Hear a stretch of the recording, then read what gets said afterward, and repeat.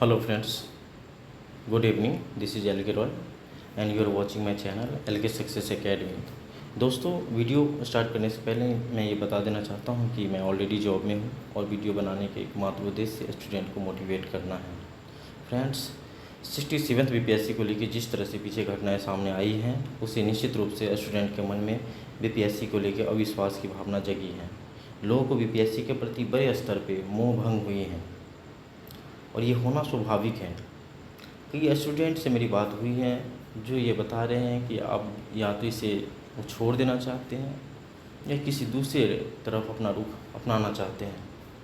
और स्वाभाविक रूप से जब कोई स्टूडेंट्स पूरे लगन शक्ति से, इच्छा शक्ति से, पूरे मेहनत से किसी एग्ज़ाम की प्रिपरेशन करते हैं और इसके बाद इस तरह की बातें सामने आती हैं तो अविश्वास की भावना जागना स्वाभाविक है।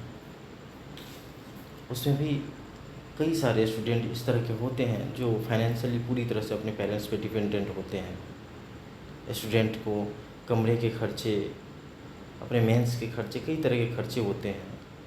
लंबे समय से वो स्टूडेंट कमरे लेके अपना प्रिपरेशन कर रहे हैं। आखिर कब तक वो इस तरह से करते रहेंगे और कब तक इस तरह के सरकार के नाकामियों का बोझ वो खुद उठाते रहेंगे। इससे कई सारे स्टूडेंट के मन में बहुत बड़ी अविश्वास और असंतोष की भावना जागृत हुई है। फ्रेंड्स, यहाँ पे मैंने कुछ पॉइंट्स इंडिकेट किए हैं जिससे मैं उनको मोटिवेट करना चाहता हूँ, बताना चाहता हूँ कि ये 67th बीपीएससी कोई आम चीज़ नहीं है, ये बहुत बड़ी चीज़ है। ये एक बहुत बड़ी अपॉर्चुनिटी है। कई सालों तक हम इंतज़ार करते हैं तब जाके आयोग इस तरह के वैकेंसी निकालती हैं और हमें इस तरह के मौके मिलते हैं ताकि हम इस एग्ज़ाम की प्रिपरेशन करें और इसमें सफलता पाएँ। फ्रेंड्स, मैं यहाँ पे कुछ पॉइंट इंडिकेट किए हैं जिसके थ्रू मैं आपको बताना चाहता हूँ कि इससे हम किस तरह से फ़ायदे उठा सकते हैं और क्या ये कैंसिलेशन हमारे लिए कोई अपॉर्चुनिटी लेके आया है। तो चलिए हम देखते हैं। देखिए फ्रेंड्स, यहाँ पे मैंने ऑलरेडी हेडिंग में डाले हुए हैं 67th BPSC one of the big opportunity. और डेफिनेटली ये बहुत बड़ी अपॉर्चुनिटी है, इसे आप आम मत समझिए। बात रही कैंसिलेशन की, मैं मानता हूँ 67th बीपीएससी कैंसिलेशन हुआ है और ये इसमें शिक्षा माफिया की बहुत बड़ी रैकेट सामने आई है और हमें तो शुक्र मनाना चाहिए कि ये रैकेट सामने आ गई है। ये कोई पहली बार नहीं हुई है।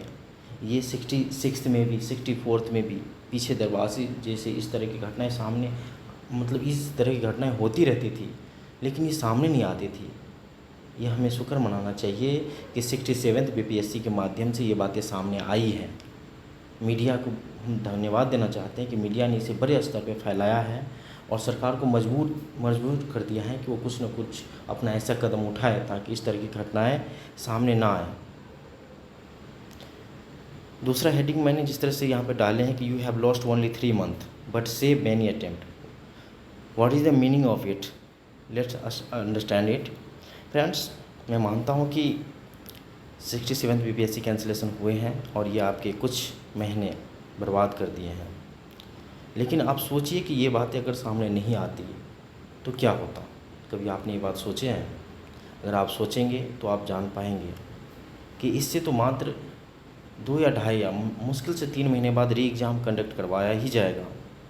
अगर ये बातें सामने नहीं आती तो फिर से आप अटैम्प्ट टू अटैम्प्ट देते रहते हैं, साल दर साल बर्बाद करते रहते हैं। आप सोचते कि हमारा कटअप जो है वहाँ तक हम कटअप को पार नहीं कर पा रहे हैं, इस वजह से हमारी सिलेक्शन नहीं हो रही है, लेकिन यहाँ होता कुछ और है और पीछे दरवाजे से स्टूडेंट को अंदर ले लिया जाता है। हम कटअप के रोना रोते रहते हैं। तो जो भी हुआ बहुत अच्छा हुआ है। कैंसिलेशन ठीक है, 3 month बाद री एग्ज़ाम करवाया जाएगा। आई होप कि free and fair exam conduct करवा लिया जाएगा और हो सकता है कि हमारा इसमें जो सफलता की रेशियो है वो 90 से 92%, अगर हम सही तरीके से, अगर रेगुलर स्टूडेंट है और हम इसकी तैयारी कर रहे हैं तो डेफिनेटली हमारा जो है अब सक्सेस रेट काफ़ी अच्छी हो जाएगी। तीसरा मैंने यहाँ लिखा है कि you have to become happy because. अब क्यों हैप्पी? देखिए, हैप्पी इसलिए होना चाहिए कि ये बातें सामने आ गई हैं, अगर सामने नहीं आती तो क्या होता। ये सोचने वाली बात है। हमें खुश होना चाहिए कि ये बातें किसी न किसी तरह से सामने आई है, ठीक है। और सामने आई है तो कहीं न कहीं इसका असर होगा, और असर होगा तो इसका बेनिफिट भी देखने को मिलेगा। फोर्थ मैंने यहाँ पे लिखे है कि बेनिफिट ऑफ कैंसलेशन। देखिए, बेनिफिट ऑफ कैंसलेशन ये है कि जो डिपार्टमेंट के स्टाफ हैं उस पर बहुत ज़्यादा प्रेशराइज है।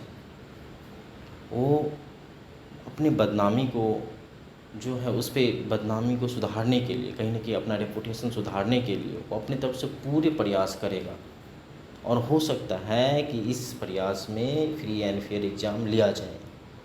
और जैसे ही फ्री और फेयर एग्ज़ाम लिया जाएगा तो डेफिनेटली उस स्टूडेंट को फ़ायदा मिलेगा जो रियल में अपने मेहनत के बलबूते सक्सेस पाना चाहता है, ठीक है।